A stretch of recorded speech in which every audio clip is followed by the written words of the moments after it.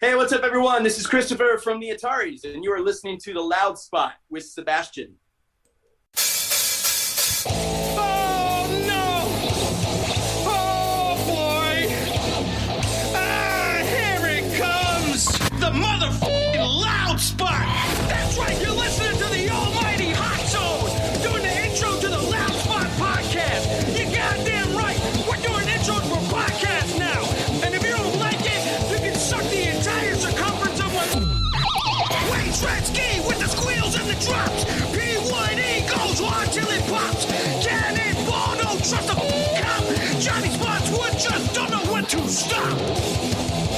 Yeah! And if you don't like it, you better take your ass up to the snooty box, cause this is the Loud Spot! Okay, see you later. What's up, everybody? Welcome to the Loud Spot. I'm your host, Sebastian Cosby, right out of Oklahoma City. It's our 100th episode, and we got some special guests. Right now, we are sitting down with Mr. Kristopher Roe from the Ataris. What's up, man? Hello. Thanks for having me. I appreciate it. Absolutely. And then we got Sam McIntosh. What's going on, Sam? I can hear you in here, and Jesus. He talks that loud. I talk He loud. talks that loud. I scream into the microphone. That's why I do it in the back of my house. And Sam is in my house. You are a loud individual. That's all good, though. I like your enthusiasm. It'll wake me up. I'm like, these days I've been getting up at like 7:30 or 8, and if you would have ever told me when I was younger that I would naturally gravitate to that later in life, I think I would tell you you're crazy. But something in the last few years, or even our drummer, he would be like, dude, no way. Like a few years ago. So suddenly, I think it was, I came home from a tour one time from Europe, and I just like let myself gravitate to that schedule, and I now I dig it. I love getting up early.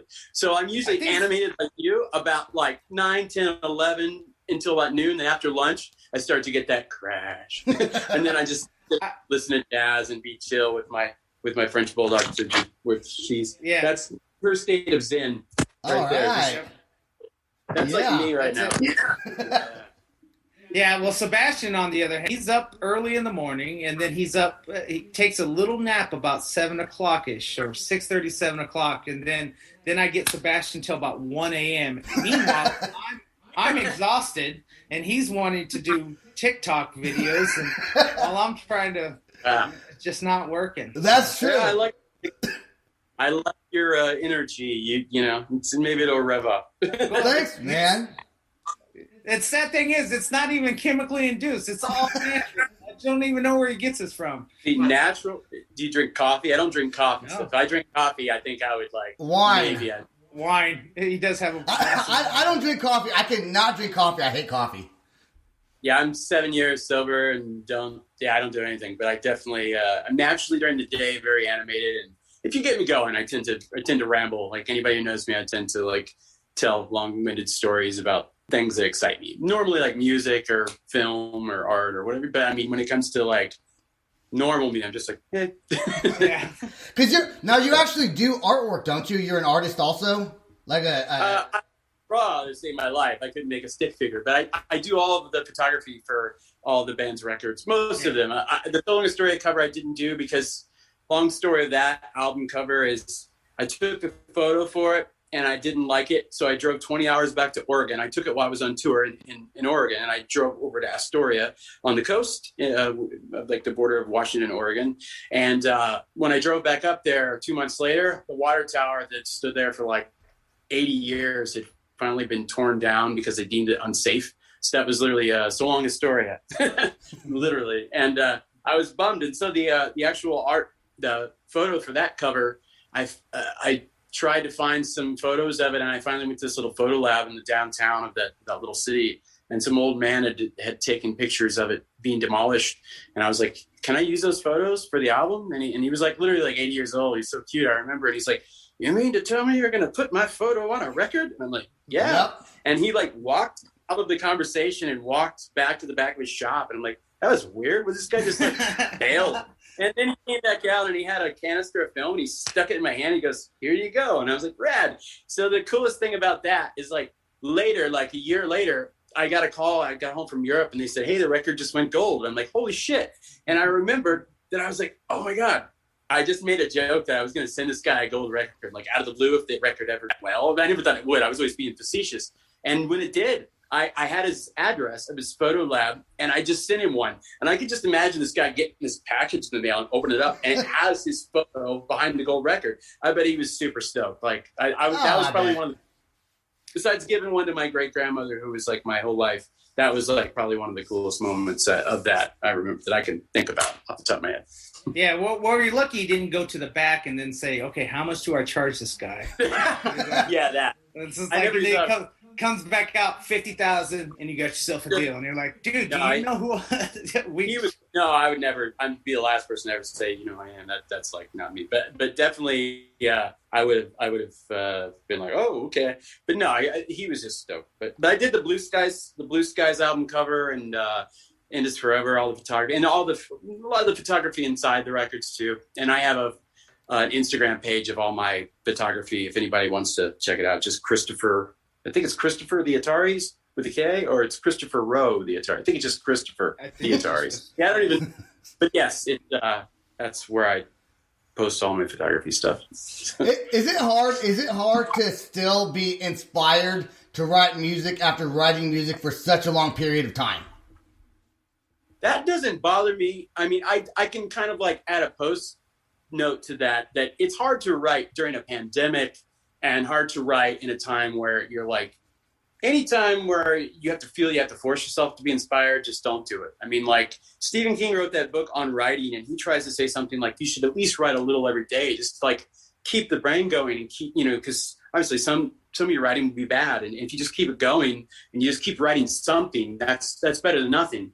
But I kind of subscribe to that. Like, if I really want to get inspired, I'll just go out, get in my van and just go drive around out in the desert or go to places that will inspire me. I tend to like the things I photograph. I tend to get inspired by the broken down beauty of all these little small towns and things. So I'll go out and take these like kind of photograph journeys where I'll take pictures and I'll end up like just writing very extreme of consciousness because that's what I write. I'll just see things that kind of, old buildings or like a bird on a wire over a something, little things remind me. I try to write my surroundings and just as vivid, detailed writing as I can, and be inspiring. Sometimes if somebody passes away or if you lose somebody you care about or if you meet somebody that excites you, like all those things will inspire you. But never force inspiration. But I've written a lot, and I've written a lot of new songs, and some of them I've recorded, some I've released. But it's one of those things where I just do it when I enjoy it and when I feel it. And I enjoy touring a lot.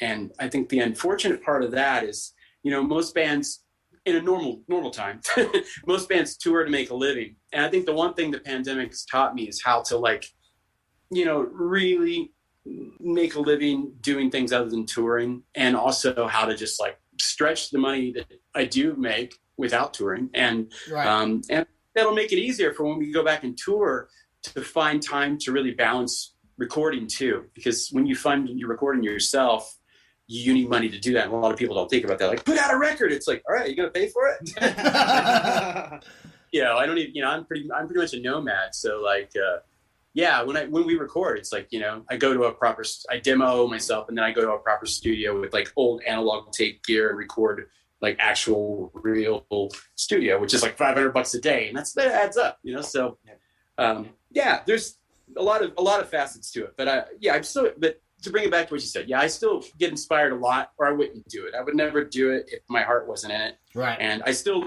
playing all the old songs as much. As a fan of a lot of bands, when people come to see us, I tend to lean on giving the people at least, 75% of the songs I would want to see if I were a fan, and I've got to say 75 because there's always going to be I try to play the songs that still mean a lot to me and have like a personal, some sort of personal story or lyric.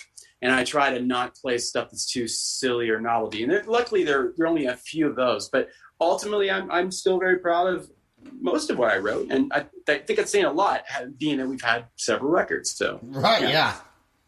Sam, are you going to say something? Yeah, I was just going to say that at this age, I don't even try to force a turn. It's that simple. The older you get, the you just find your inspiration when you can, and if it doesn't happen, it doesn't happen, because we all know when you try to force something, it just doesn't happen naturally. You only back yourself into a deeper corner, I find, when you're trying to make yourself do something. I mean, you definitely need to kind of, all right, dude, you get, come on, you can do this with anything. I'm not talking about songwriting so much now, but I mean, like, if you're procrastinating on something, you need to give yourself a little, kick in the seat of your pants sometimes. But I feel like if you're, if you, at least for me, if something is going to work out, it usually does. And I'm very organized, and I always keep my list of things I got to accomplish. So I at least go through that once a day and be like, okay, what do I want to try to tackle today? Even these days where, like anyone else, I go through depression or anxiety or things during this crazy time we're in. And like last COVID in March, I was sick for 5 weeks, nearly died, ended up in the hospital twice. And then after that, I finally headed back out west. My ex was a healthcare worker, and we had to live apart during the pandemic. And then during all that, we split up, and that was one of the hardest things I've ever gone through. And then went out to try to make things right, and ended up getting sick again and had COVID again for 5 weeks in July. Yeah. And tested positive a second time, which I had no idea you could at the time, because it's a learn as you go thing with this virus. And I was to go through one of those or the other at this, is one thing, but to be completely alone, living where no one, you can't be around anyone. All you can do is virtually talk to people, and then to like will yourself the strength to try to get through a breakup of someone you've been with nearly 5 years, and also the physical strength to get out of bed and eat with a virus that gives you no strength, and you can barely breathe. So it was a rough year. That is depressing, man. That is depressing. It's like those were hard times, and they had their hard moments. But what I'm saying is, you take those moments and you try to use that as something to motivate you to make yourself better and to move forward. Because if not, I'm sure we've all got our own struggles, and going through everything we went through this year, it's been a hard ride for a lot of my friends and people that I know that are normally really, really positive people. Like our drummer is one of the most upbeat, positive people, but he has his hard days just like me. So I feel like it's the good thing about that is everybody, now because of this situation, everybody can talk about it and realize we're all going through this shit together. And hopefully we'll all look back, and this year and this past year will have made us all stronger, and we come out the other side better. That's what I'm hoping. Sure. Now, are you guys planning on when things open back up, going back out on the road tour? Of course. I know you guys just wrapped up probably right before this the Astoria tour not too long ago.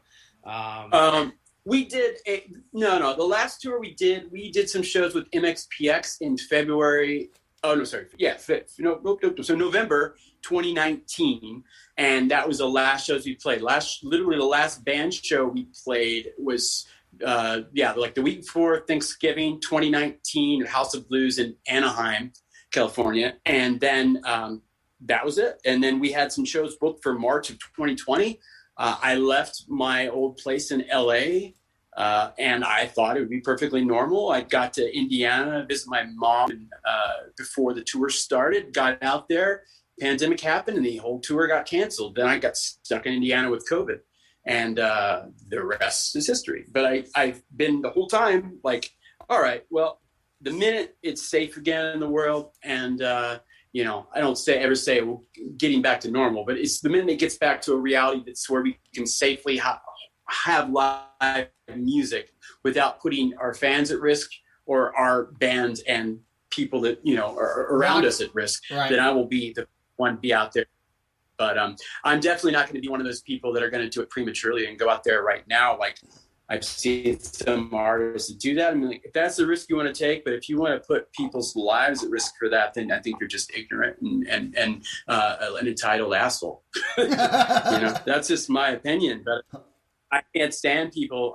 When I see people that are out playing shows, it's like, you're only messing it up for all of the crew of bands that are without work, and they're trying to like not do this stuff now when they know it would put people at risk. And I think that's really lame. It's like, hopefully people remember who those people are, and clubs be like, oh, I remember you. You were the assholes out there still touring